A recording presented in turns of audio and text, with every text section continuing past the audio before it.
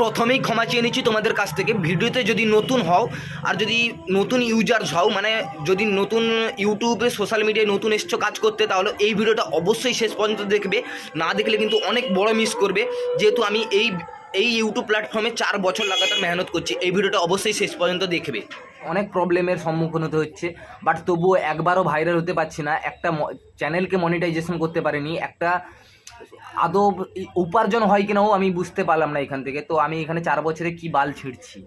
ইউটিউবে video upload করে অনেক বাল ছেড়ে যায়, এটা আমি অনেক ভিডিও দেখেছি এবং অনেক ভিডিও তৈরি করে এর এক্সপিরিয়েন্স থেকে তোমাদের বলছি। প্লিজ ভিডিওটা ফরগেট করো না, ভিডিওটা স্কিপ করে চলে যাও না। ভিডিওটা যদি দেখছো তাহলে প্লিজ তোমাদেরকে অনুরোধ রইল ভিডিওটা পুরো দেখার জন্য। আমি আজকে লাগাতার 3 থেকে 4 বছর ধরে ইউটিউব প্ল্যাটফর্মে মেহনত করে যাচ্ছি।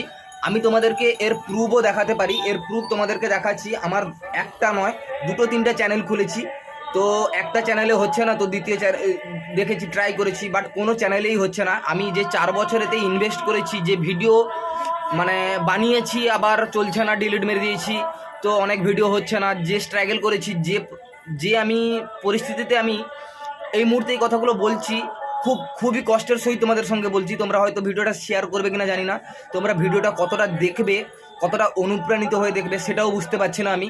আদৌ তোমরা দেখবে কিনাও জানি না সেটা, বাট খুবই কষ্টের সঙ্গে এই কথাগুলো বলছি।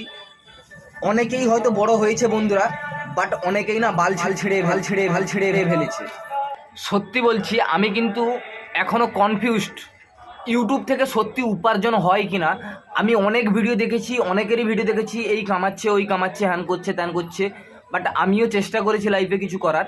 আর এখানে এসে আমার লাইফে কি হয়েছে জানো তোমরা? তো বলছি তোমাদেরকে, লোকের সামনে লজ্জায় পড়তে হয়েছে। কারোর সামনে ভিডিও বানাচ্ছি, খুবই লজ্জা লাগছে, তবুও ওইটাকে ইগনোর করে ভিডিও বানাচ্ছি। অনেক ফেস হতে হয়েছে, অনেক প্রবলেমের সম্মুখীন হতে হচ্ছে, বাট তবুও একবারও ভাইরাল হতে পারছি না। একটা চ্যানেলকে মনিটাইজেশন করতে পারিনি, একটা আদৌ উপার্জন হয় কিনাও আমি বুঝতে পারলাম না এখান থেকে। তো আমি এখানে 4 বছরে কি বাল ছিঁড়ছি।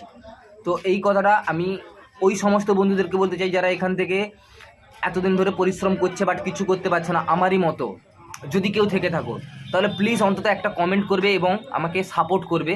দেখি আমি কিছু হয় কিনা। আমিও একটা গরিব ছেলে, আমিও কিছু করতে এসেছিলাম, বাট আমি সাকসেসফুল হতে পারলাম না লাইফে।